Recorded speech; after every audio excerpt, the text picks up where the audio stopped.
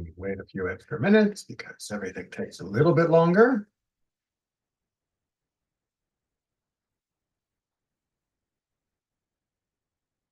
Our first step down.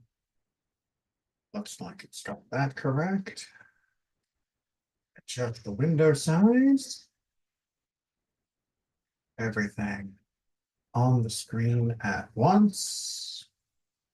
And now let's share the screen with the actual text. Oh, which is, come on. There we go.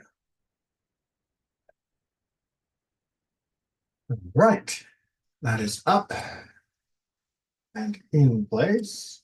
YouTube is up and in place. And I think we are good to go. Let's get my video pinned so I stay in the corner. And I think we are now 12:01. Perfect time to go ahead and begin. Good morning to everyone. Thank you for getting together to study with me, whether you are in YouTube, Zoom, or you're looking at this as a recording. It is always good to know that there are people passionate about learning from Torah, not only about the past, but about the present. And that is something that we're going to see, well, I hope a lot of today, as we look at something which is perhaps famously covered, and most of my regular students know that I usually avoid the too famous because we've covered it before, but we're going to look at something famous from a different angle. That is to say, we're going to look at the mitzvah of Brit Milah, the commandment of circumcision, and the elevation of Avram into Avraham, from Abram to Abraham, to use the English. And Sarai to Sarah, Sarai to Sarah. But despite that being the emphasis of the chapter, and of course, a hugely important section of Jewish history and of Jewish practice, we're actually going to look at the other son. That is to say, we're going to look at Ishmael. And hopefully that'll become clear as we go through. We're not looking at this just as a academic or hypothetical discussion. We're not looking at it just because it bears investigating, because Ishmael has been seen as our brother, our cousin, throughout history, and is usually associated with the people of the Arabian Peninsula and many parts of the Middle East. We're going to look at it because their destiny gives us clues to our destiny in ways that perhaps are not immediately apparent by a superficial reading. But if there's one thing that we try to avoid around here, it is superficial reading or understanding. So let's dive in to chapter 17. We have quite a few verses to get through before we get to the main event for today's study. But I do want to get the full context because I think it is critical. So chapter 17, verse 1. Now, when Avram was 90 years and 9 years old, so 99 years old, Adonai had seen Avram and said to him, I am God Shaddai, El Shaddai, one of the famous other names of God. Walk in my presence and be wholehearted. An interesting contrast there to Noah, who also was meant to be Tamim, but that's another study. But go back and check chapter 6 if you want to see more about Noah in that respect. I set my covenant between me and you. I will make you exceedingly, exceedingly many. So we get this me'od, this doubling of the phrase that God is trying to multiply, to magnify Avram, and that this is going to be part of the Brit, that is something through which we will recognize God's covenant with Abraham. But as we're going to see, that is a very big promise. Avram flung himself upon his face, great humility, and God spoke with him, saying, God continues, as for me, here is my covenant with you. This is God still continuing with Avram, so that you will become the father of a throng of nations. And Fox conveniently asterisks the word throng because the word is hamon in the Hebrew, a word you might know better if you are a regular prayer of tefillah, because it shows up in the first few lines of Aleinu. and it means a multitude, a throng. I think really is an excellent translation. And the notion here is that it is not just that Abraham's descendants will be numerous, but that his descendants will be represented in different nations. There is one goy, one nation called Israel, which obviously eventually is the focus of us, because that's where we are from. But we also know that we have the nations of Edom, that is to say, the Edomites, which are the descendant that comes off as a fork from Esau, Jacob's brother. But in this generation, we're also going to have the Ishmaelites, the descendants of Ishmael. So between the Ishmaelites of the later sons of Avram that are mentioned in the chapter of Chaye Sarah, and then the children of Edom, there is a huge range of different nations in addition to the nation of Israel. And this promise is saying that all of them are a result of God's covenant and God's blessing to Abraham. But we're going to narrow that definition of covenant in very particular ways, which is going to cause Avram some concern. Continuing on verse 5. No longer shall your name be Avram, rather your name shall be Avraham. And for I will make you Av Hamon Goyim, the father of a throng of nations. So playing off that additional hey that comes in the word Hamon, that hey is being added into the word Avraham, and that is giving us this sort of poetic rendering of the father of a multitude of nations. So that's what Avraham is meant to mean as representative of the covenant that God has made with him. Verse 6, I will cause you to bear fruit exceedingly, exceedingly, again, me'od, me'od, and again, here we're talking about fruit not as off the tree, but fruit meaning the progeny, the offspring. I will make nations of you, kings will go out from you. And indeed, this is borne out throughout the rest of the Tanakh. I establish my covenant between you and your seed after you, and throughout their generations as a covenant for the ages, to be God to you and to your seed after you. So the covenant is not just with Abraham. It is not just that there will be nations coming from him. It is that those nations, in particular the Jewish nations, are going to have a particular relationship with God because of this covenant being established at this point. As we see in verse 8, I will give to you and your seed after you the land of your sojournings, the place where you've been traveling, all the land of Canaan as a holding for the ages, and I will be God to them. Now, the careful readers will be wondering, how can one nation, one state, one land, be given to a multitude of nations? That's a little bit of a head scratcher, because we were just talking about Abraham being the father of multiple nations with different kings of different peoples. But now we're talking about the particular of Eretz Israel, or the land of Canaan, as it's called in this generation, because Israel, the person, hasn't been born yet. How is that going to work? Well, what we have here is an interweaving of the broader statement of God's promise to Abraham regarding all of his offspring and their many branches, and God's promise to one particular offspring, which will be going through the line of Isaac, and then again through the line of Jacob, and becoming then the people of Israel that are going to be connected to the land of Canaan in this way.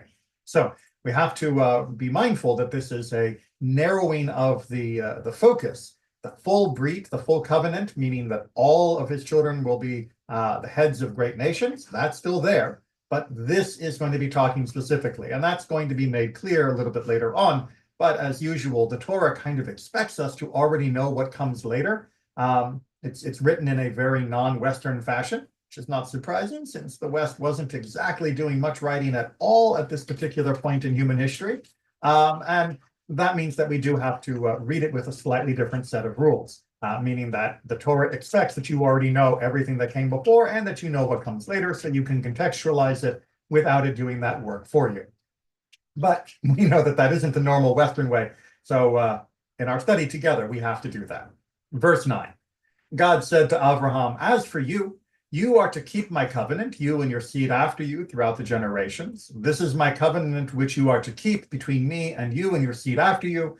Every male among you shall be circumcised. So at this point, God is pointing out that he is doing this amazing gift of rendering his offspring this multitude of people or peoples, and giving the land of Canaan to one particular branch of that generation that comes later. But Abraham has to do something too. So in addition to keeping the covenant in general, meaning that accepting God as their God, the men will also be circumcised. This is why we call it Brit Milah, circumcision for the covenant. The word Brit meaning covenant, the word Milah meaning circumcision. It's not just Milah, it is Brit Milah. It is a covenantal circumcision, because here in chapter 17, it is established as being that emphasis. As we'll see in 11, you shall circumcise the flesh of your foreskin so that it may serve as a sign of the covenant between me and you. That this becomes a sign, a symbol, an ot, as we call it, of that covenant. Just as Shabbat is a sign of the covenant, as Tefillin is a sign of the covenant, the circumcision is a sign of that covenant. And then we get a few more details of how this will be carried out. At 8 days old, every male among you shall be circumcised throughout your generations, whether houseborn or bought with silver from any foreigner who is not your seed. So meaning if someone joins the household, circumcision happens. If they are born into the household, that happens at 8 days. Ideally, if the child is healthy, many other rules that we go over, but that's the basic idea. 13, continuing to emphasize, circumcised, yes, circumcised, that wonderful Hebrew emphasis form, shall be your houseborn and your silver-bought slaves, so that my covenant may be in your flesh as a covenant for the ages. But a foreskin male, who does not have the foreskin of his flesh circumcised, that person shall be cut off from his people. He has violated my covenant.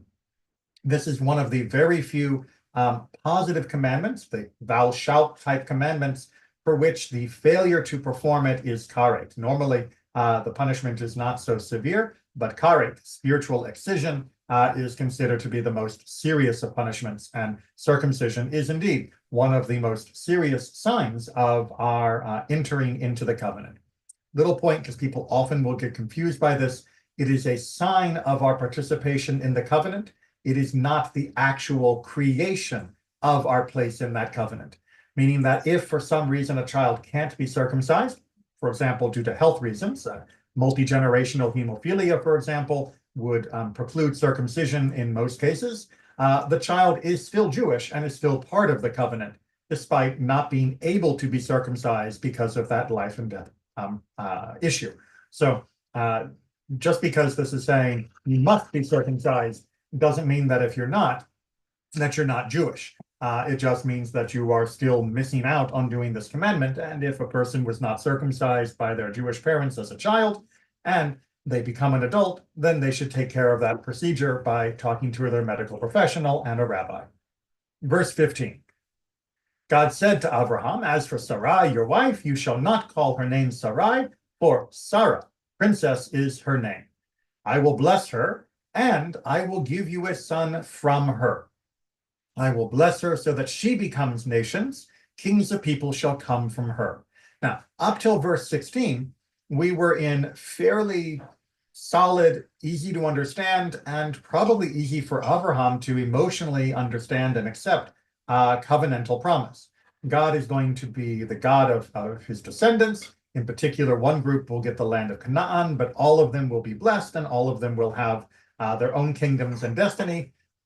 But now with the mention of Sarah, while it is beautiful that she is being now blessed as part of this covenant as the mother of nations as well, even though she's not the mother of Ishmael, she will be the mother of the line that will lead to the Edomites as well. So indeed, this is fulfilled for her. But that is going to create a conflict for Abraham himself, meaning in his own generation. And thus we're going to see in verse 17 a rather painful beginning of Abraham's response and plea for things that perhaps we have not yet considered.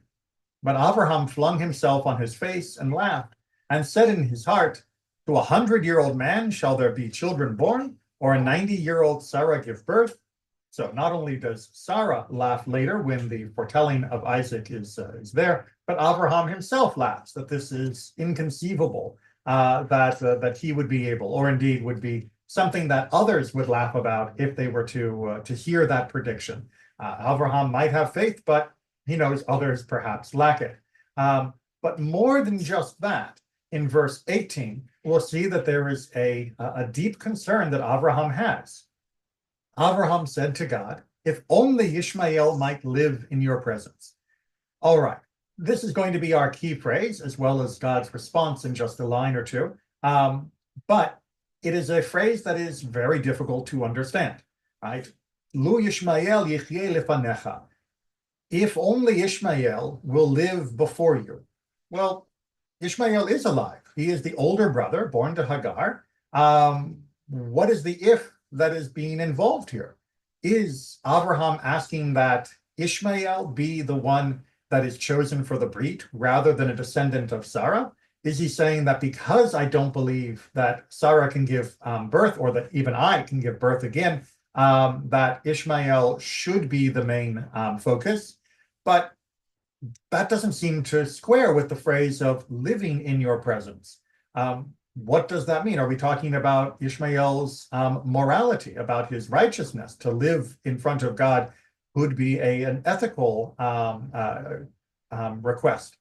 It is a confusing sentence, but certainly the heart of it is that Abraham seems to be concerned, alarmed, confused. We're going to examine different aspects by the promise of a new son when he already has a son.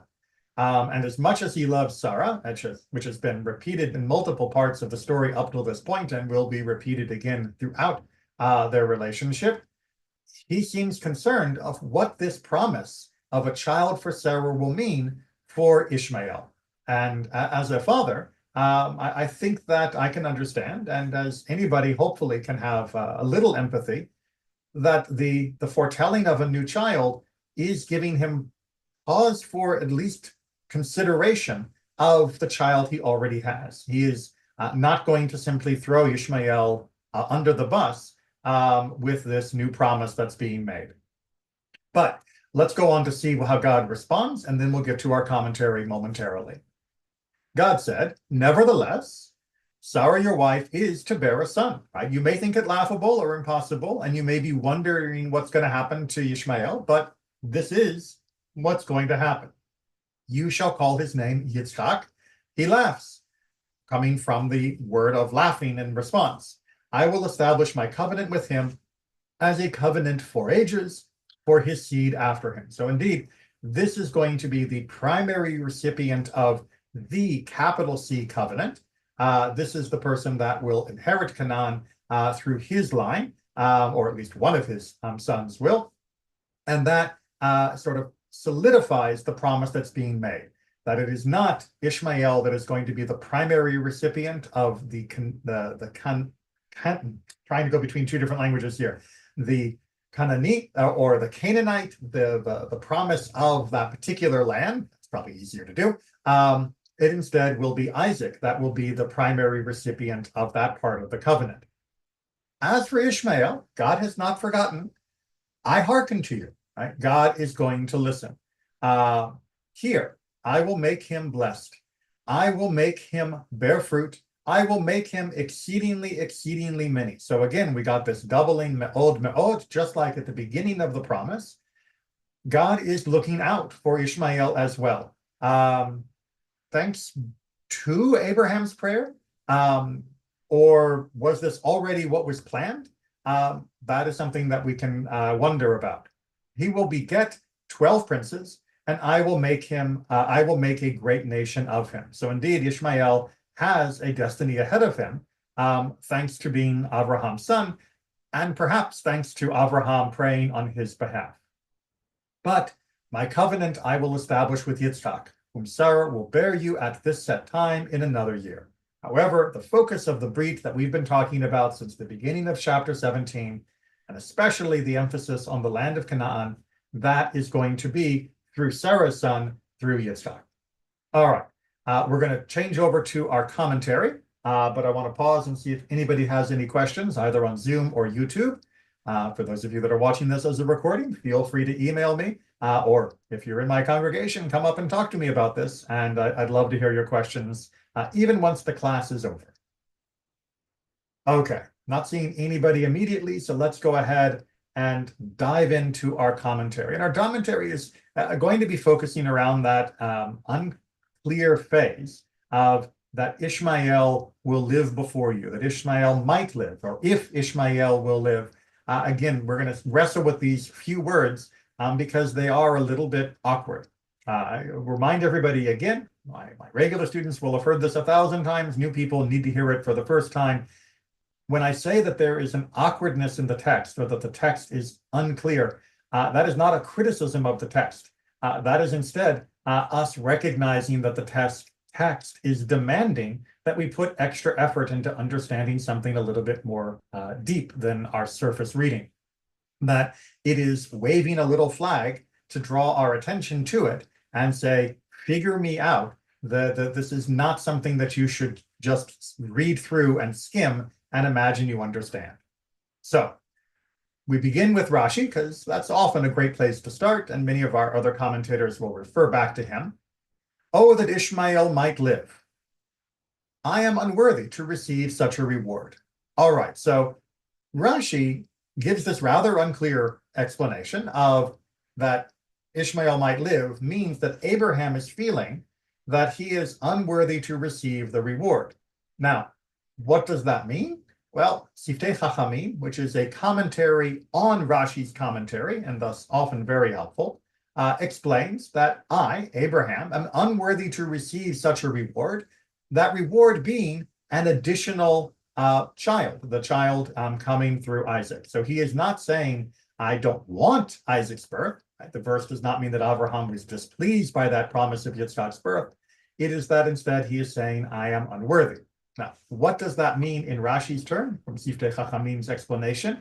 It means that when we read Abraham's response of, if only Ishmael would live, it isn't that Abraham is rejecting or complaining that God has promised him another son.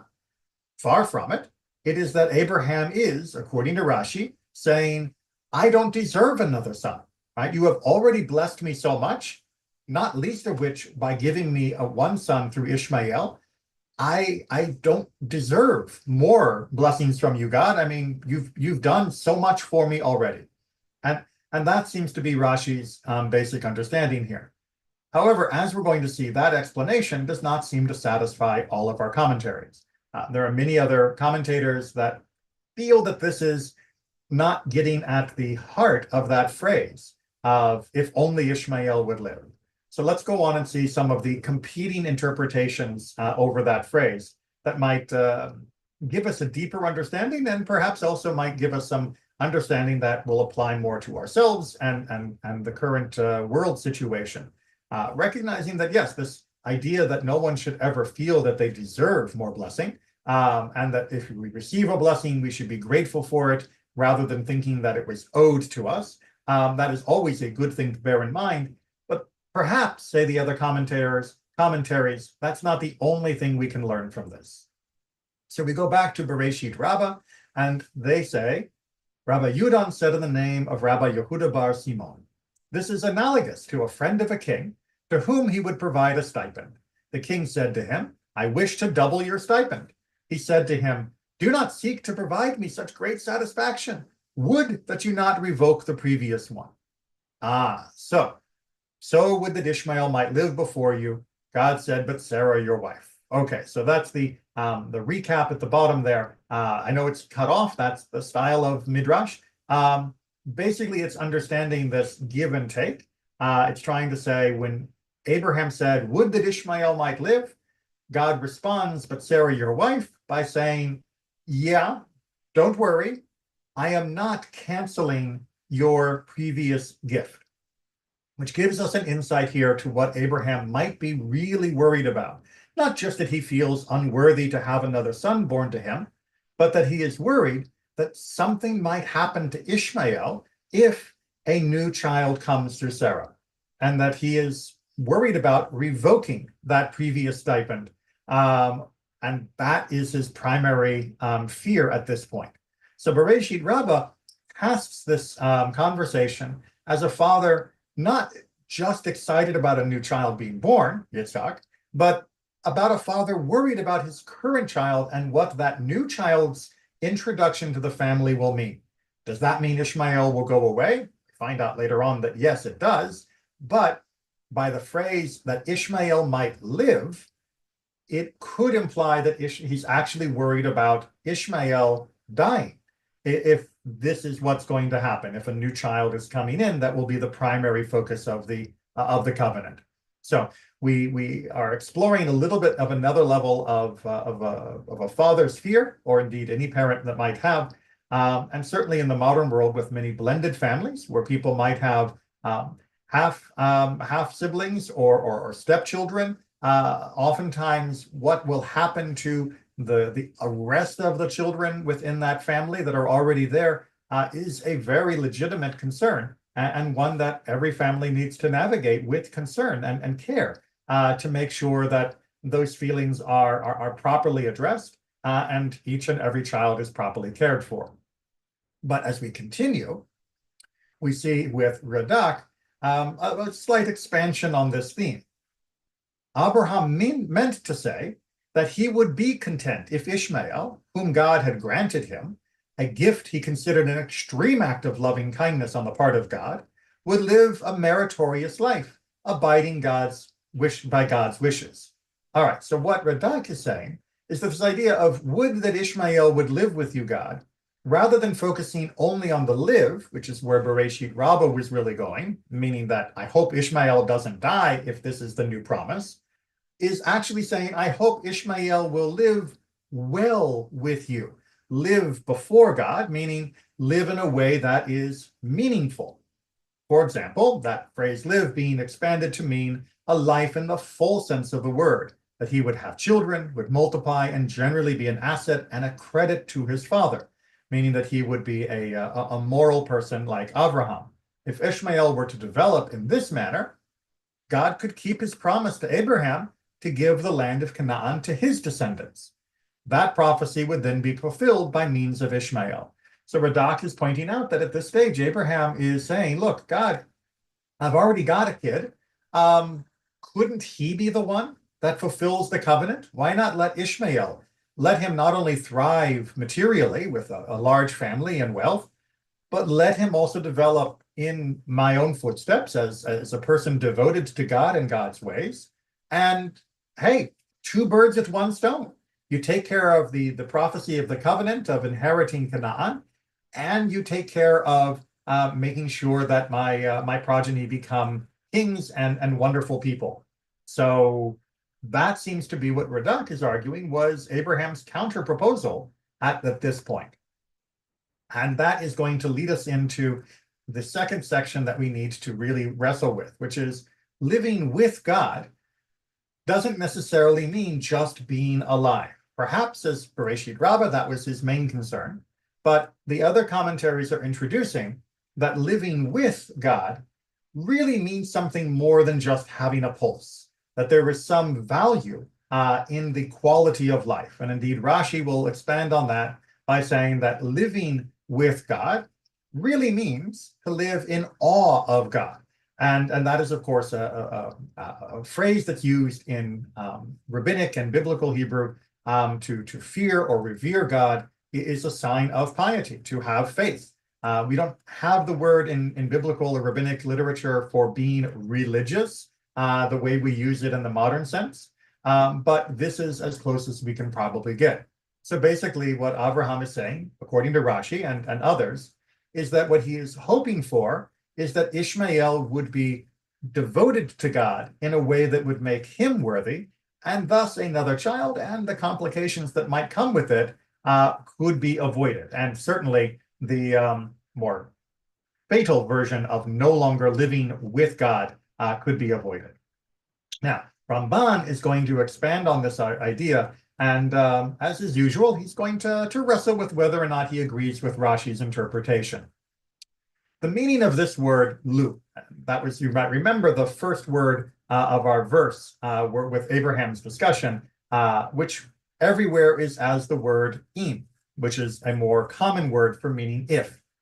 That word lu, and it is also found combined in the word lule, which means if not. So sometimes, Hebrew is a foreign language, sometimes you'll see the word lu, which means if, and sometimes you'll see the word lule, which means if not.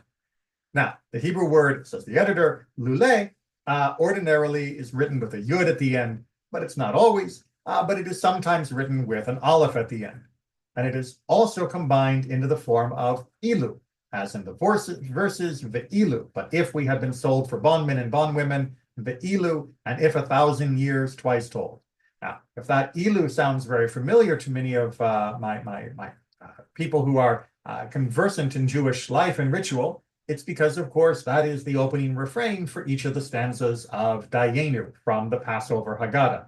Ilu hotzi hotzi hanu, right? If we had not, or if we had been, right? That is the great word ilu there is the same root, the same basis around which we can conjugate that word lu. So just a little bit of Hebrew grammar for everyone. But let's get back to our main point. Abraham thus said, if Ishmael lives before you, meaning is there, I will be pleased with this blessing with which you have blessed me, namely with seed from Sarah. So here Ramban is arguing that he is putting that word if in, not because he's worried of Ishmael's morality at the moment, but that he is worried that the new blessing will be like what Bereshit Rabbah was saying, that maybe Ishmael would be canceled. He would be deceased. And what Abraham is saying is, if you're offering me a new child, I will be overjoyed as long as Ishmael is still around. Meaning I'm not going to be pleased with the blessing you give me of a new child with Sarah if it means my other son dies. For since he promised him at first, one born of your body is to be your heir, and the heir was to be one person, Abraham had thought that this referred to Ishmael. I mean, why would he not think of that? He was worried about having children, and then Ishmael came along, and boom, he'd already been told that he would have a progeny to succeed him. So why would it not be Ishmael? But now that he was told that he will beget a child from Sarah, and he understood that this child was to be the heir, he feared lest Ishmael die. Live before you, Rashi explained, as we just saw, live in reverence or awe of you, similar in meaning to walk before me, which Onkelos, the great translator into Aramaic of the Bible, renders worship me. But Rambam is true to form. This is not correct. Ramban often disagrees with Rashi. Since he said, and as for Ishmael, I have heard you, right? It is something that, and the way that God responds tells us that that idea that Ishmael would be a pious person wasn't the actual request, because its meaning is that he live and his seed will always exist. What we see in God's response is not, I will make Ishmael a moral person, a person that walks in reverence with me, meaning someone continuing in Abraham's understanding of monotheism. Instead, what it means, says Ramban, we can deduce from God's promise, which was that I will make him exceedingly, exceedingly numerous, which is just a promise of existence, not a promise of the character of the people that are existing. So Ramban is arguing that all that's being promised here and all that was truly being worried about was the actual continued life of Ishmael. Now, some may wonder, well, what's the point of begging God for the life of somebody if you don't think they're going to be a good person? And if you're wondering that, you've never held someone in your arms that you cared about deeply. Because when you care about someone, whether it be a child, whether it be a friend, whether it be another relative or someone else, you recognize that first and foremost, you want them to live. And even if they're not a perfect person, or even if they are very flawed, you want them to be able to hold on to life and to be able to continue to hold on to them. So that's how Ramban is interpreting this, which does raise a very important question, and one that others have as well, which is, if Rashi were right, if Rashi were saying that really what Abraham was requesting was that Ishmael be somehow made to be a more moral and faithful person to God. Well, what does that actually mean in terms of how people become moral or not? As we'll see in the next commentary, which Siftei Chachamim is again interpreting Rashi, you might ask, and I am, how could Abraham pray for the fear of heaven? If that's what Rashi believes that Abraham was requesting, it seems confusing. It is stated in Megillah 25a in the Talmud, everything is in the hands of heaven except the fear of heaven, meaning that you can pray for anything, but you can't pray for piety. That choosing to be somebody that is devoted to God is a choice and not something that can be mandated by God. God can't program us to be faithful people. Indeed, the world would be very different, but not only would it be different, but it would also be pointless. That is to say, if God had populated the world with automatons, with little fleshy robots that walked around doing exactly as we were programmed with no ability to choose for ourselves whether we would listen to God or whether we would rebel, then there is no reason to go through the process of life. God could simply just make it automatic and we'd be done. So it can't be, says Siftei Chachamim, that Rashi thinks that Abraham was praying that God would make Ishmael a righteous person. Instead, the answer is Abraham prayed only that Ishmael should live. So we back it up, and Siftei Chachamim is basically correcting or reinterpreting Rashi from what it seems that Rashi was saying, because in light of what we know from Jewish theology, it can't be that he was praying for the goodness of Ishmael. Continuing, whereas before you conveys that it is good for Ishmael to live in fear from you, a fear of you. So he should have awe, that would be good, but all I'm actually praying for is life, because that's the only thing that can be prayed about in comparison to goodness itself. But Re'em, another commentator points out, explains that it is indeed two requests. He says, don't blend it as being one, take it as two. First, that Ishmael should live, and second, to have fear of him, to be in awe of God. For otherwise, why does it say before you? He could have just said, if Ishmael could live and been done, why add before you? But Nachalat Yaakov says, it seems to me that in fear of you, from Rashi, means if Ishmael will be righteous, then I pray he should live, but if he will be wicked, I do not intervene on behalf of the wicked and have no request.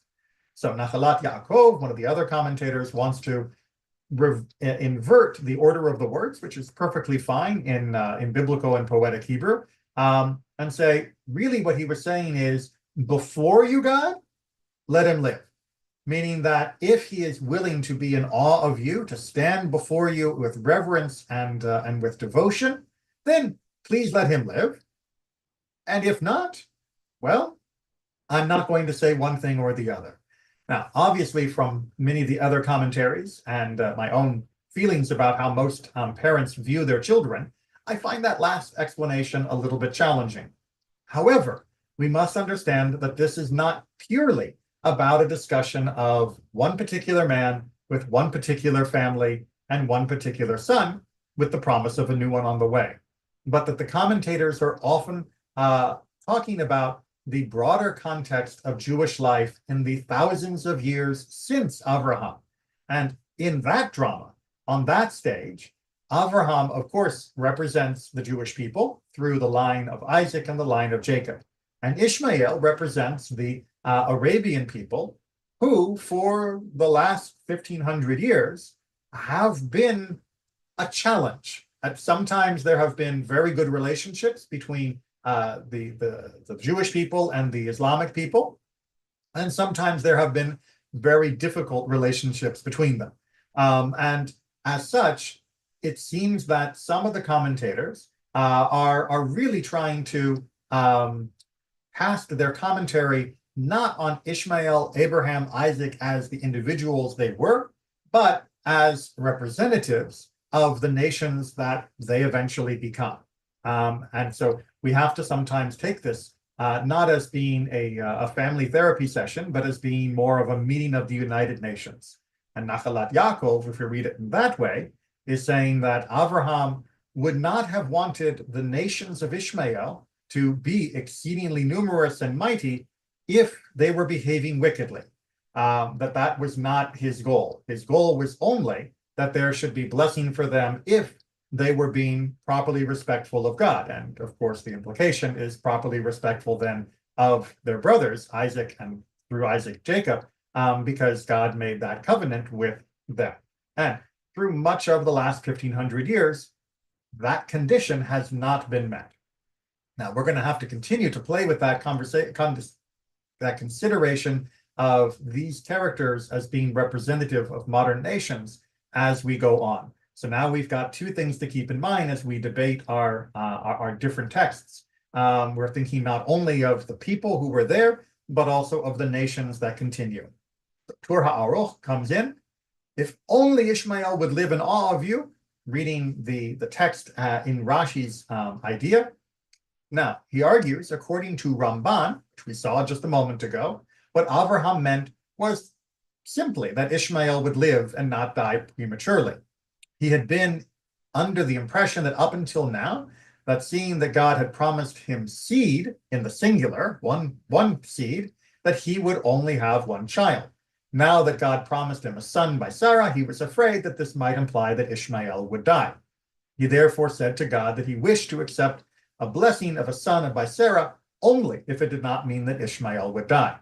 Now, Torah Aruch is reading this both as the individual, that Abraham is worried about his current son passing away to make room for the new one, but we can also read this in the modern context of it should not be necessary for the descendants of Ishmael to pass away in order for the descendants of Isaac and Jacob to be able to also have their proper place within the covenant, and that would also be a valid understanding. But Rashi views that the word before you as in awe of God, as we have been discussing, and that would mean that Avraham prayed that Ishmael would be a God-fearing individual. But this interpretation is not tenable, as history shows that contrary to God's promise, I have accepted your prayer concerning Ishmael, the latter did not live the life of a God-fearing individual. So Torah Aruch is saying we can't read the prayer of Avraham in the way that Rashi explained it, that he was praying that Ishmael would be righteous, because even setting aside our whole issue of whether or not God makes people good or bad, we know that God's promise to Abraham would have been fulfilled. And checking our history books or current events, we know that the nation of Islam, or the nations of Islam that are Ishmael that have come since, have had a great deal of difficulty hewing to a path of righteousness and goodness. Therefore, the meaning of Abraham's prayer concerning Ishmael must therefore be that his future would be ongoing, that the nation he would found would not die out. So rather than seeing it as being a prayer about the morality of Ishmael, it's a prayer just about the existence of Ishmael. And that seems to still be continued. Okay, let me just grab a little tea before we begin our concluding commentary. All right, so hopefully you've got a sense of the complexity here for the geopolitical as well as the interpersonal, and hopefully you've gotten a few insights. But I want to bring to your attention a great commentary, it's a little bit longer, which is, I think, going to be quite insightful for understanding, in particular, the national aspects of these commentaries. So he will sire 12 princes. We saw this as being one of the promises that God made in response to Abraham's prayer. Ishmael, indeed, had 12 sons, and they have been listed by their names at the end of Parashat Chayei Sarah, when we get a totaling up of all of the descendants of Abraham, and we find out, indeed, Hamon, there is a throng of them. As to the reason the Torah speaks of 12 princes and not 12 nations, why use that phrase of Nisi'im rather than Goyim? Because we said that there would be nations goyim rather than nesi'im in the initial statement, this is to inform us that their distinction lay in their being so extraordinary, fruitful, and numerous, far more so than other nations. So the expression nesi'im, so that's the first part of it, is that this nesi'im is even more fertile as nations than others might be. So it's a higher level of fulfillment of that me'od, of that multiply, promise. The expression nesi'im also implies that these people will disappear from the world after having attained great stature. The word is related to Proverbs 25:14, nesi'im v'ruach v'geshem ayin. Clouds, wind, and rain are as naught. Now, nesi'im normally is translated as being these elevated princes, but that same word can also mean, very clearly in Proverbs 25, or also we'll see in Job 7, clouds, that it is the mist that quickly evaporates. And that is an incredibly interesting turn of phrase for biblical Hebrew to call princes and clouds by essentially the same word, or at least by a homonym, that it's two different words that are that sound and are spelled identically. We can argue about whether or not they are meant to be identical, that those that rise up are like the mist that rise up, but that is a whole nother linguistic conversation. For the moment, recognize that it seems to, at least poetically, if not outright by root, imply a transient nature in this case. Like we see also, Solomon used this term to describe people or phenomenon who achieved a brief moment of glory, which soon disintegrate into nothingness. And Job 7 speaks of a cloud fades away and disappears. You will note that the word nesi'im, generally used to mean princes, but could mean these clouds, when used to describe the leaders of the Ishmaelite, lacks the customary yud in the plural ending. Right? Rather than having a yud between the aleph and the mem sofit, the final mem, it just has a straight transition to the last letter. This shows that the kingdom of Ishmaelites, while beginning with great fanfare, will gradually fade away into weakness. This is the deeper meaning of what the angel said to Hagar when he described the child she carried in her womb as V'hu yeh pera adam, that he will be an undisciplined person, which is a very euphemistic way of translating that he will be a wild ass of a human being. Undisciplined is definitely the normal interpretation of what that para means, that wild ass, somebody that refuses to be led or to have the direction that is needed for better or worse. So this lack of a yud, says Rabbeinu Bachya, is trying to teach us that though these nations of Ishmael will start strong, they will eventually fade. Now, what can we say from this geopolitically? Well, certainly in Rabbeinu Bachya's time, this was a very legitimate interpretation of what had been seen.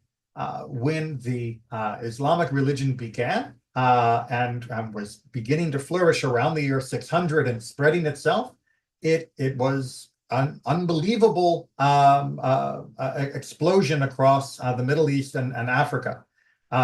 By the time Rabbeinu Bachya comes along, the Crusades have already decimated, the Mongols have decimated, and things are not as bright as they were at that time. Not coincidentally, the brightest points in the Islamic Empire were usually during the times when the Islamic Empire was showing the most care, consideration, and acceptance of the Jewish people and others that disagreed with them. But that is really quite true of almost any thriving empire. This meant that he will be like a wild person who initially vanquishes everybody. However, the angels added the word v'yad kobo, eventually everyone will be against him. And I will make him into a great nation. Well, Rabbeinu Hananel wrote, we note that this prophecy was fulfilled for them only after 2,333 years. So how does that math work out? Well, Rabbi Chavel writes that this is an accurate number, seeing that Avraham was circumcised in the year 2047, 3,000 years ago, give or take, after the creation. The Islamic religion was founded in the year 4374 after creation, only about 1,500 years ago. Allow for another 10 years until it started spreading throughout the world, and you will arrive at the number 2333 after Abraham was circumcised, which was the date of the prediction, as we saw in chapter 17. So it seems that it took 2,000 years before the promise to the Ishmaelites that they would be an incredibly powerful nation really took off. While the tribes of Ishmael certainly had their own territory and their own existence for that 2,000 years in the Arabian Peninsula and the surrounding areas, they were not a force to be reckoned with in the normal understanding of geopolitics. However, with the rise of Islam, which was about 2,333 years later, then obviously Islam and the empires that it created became incredibly powerful for their day. Now, why does that matter? Well, this delay was not due to their sins, as they had been looking forward to fulfillment of the prophecy during all these years. So Rabbeinu Bachya is imagining that the Ishmaelites were still waiting and counting on the blessing that God had promised to the children of Abraham. Once the prophecy came true, Islam conquered the civilized world like a whirlwind. We, the Jewish people, lost our position of preeminence in the world due to our sins, going back to the destruction of the Second Temple and, of course, the First Temple. So Rabbeinu Bachya is contrasting that the Ishmaelites were in a holding pattern for 2,300 years, not because they'd done anything wrong, but that was just how long it would take before that blessing might be fulfilled. We, on the other hand, well, we actually did mess up, and our own mistakes is what led to the destruction of both the First and the Second Temple, which means we should probably be thinking about some comparison here. Seeing that at the time of writing, we have yearned for the fulfillment of the prophecy that we will be redeemed for a mere 1,330 years, we certainly have no reason to abandon hope that it will be fulfilled. So Rabbeinu Bachya finishes us off with a very interesting insight. He's saying that if we look at the eventual fulfillment of the promise to Ishmael that God made to Abraham 2,333 years prior to the founding and the explosion of Islam across the world, we can learn hope. Yes, I know many other people look at the success or the dominance of Islam in the world, both in the past as well as over large portions of the globe in the modern world, with dread, with fear, unfortunately, sometimes even with anger. But what Rabbeinu Bachya is saying is, they had patience. They had waited more than 1,000 years longer than we have waited at the time of Rabbeinu Bachya, and yet they never gave up hope. If they, who had never done anything wrong, also did not give up hope, then we, who know that we are originally responsible for the exile from the land of Israel, then we should not be complaining, nor should we abandon hope that our prophecy of redemption has not yet been fulfilled. It might take another 1,000 years. It might take another 2,000 years. Now, we can debate exactly how the modern state of Israel from 1948 fits into that method of redemption. Personally, I believe that it is indeed, as we poetically describe it, the seed of the redemptive potential, but obviously it is not complete. And it is up to us to indeed not give up hope, to continue to have tikva, to have that hope as described in the national anthem of Israel, but importantly, to look at the other nations of the world, in particular those that come from the line of Ishmael, and say, they too are children of Abraham. They too have been promised a blessing. It should not come at the expense of our blessing, and our blessing should not come at the expense of theirs.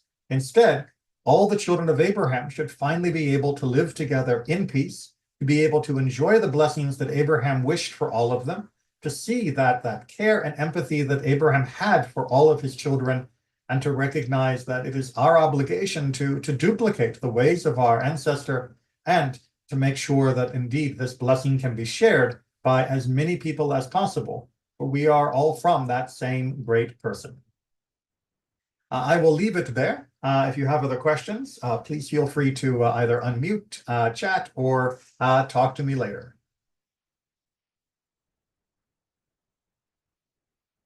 All right, I don't see anybody grabbing the microphone, so we're going to go ahead and wrap it up for today. A reminder as well that tonight, if you're watching this live or watching it on the 6th of November from 2024, we are continuing with the We Need to Talk series at TI. That is not Zoomed or recorded for YouTube because it is meant to be a frank and open conversation, and people often feel very uncomfortable having anything recorded if they wish to be open and frank. And certainly virtual conversation, while it allows us to study together in ways that are amazing, also don't allow for good interpersonal conversation. So hopefully people will be able to join me there in person tonight, beginning at 7 o'clock. And I know many might have the election from yesterday on their mind, and all views and all opinions can be discussed. Take care and be well, everyone.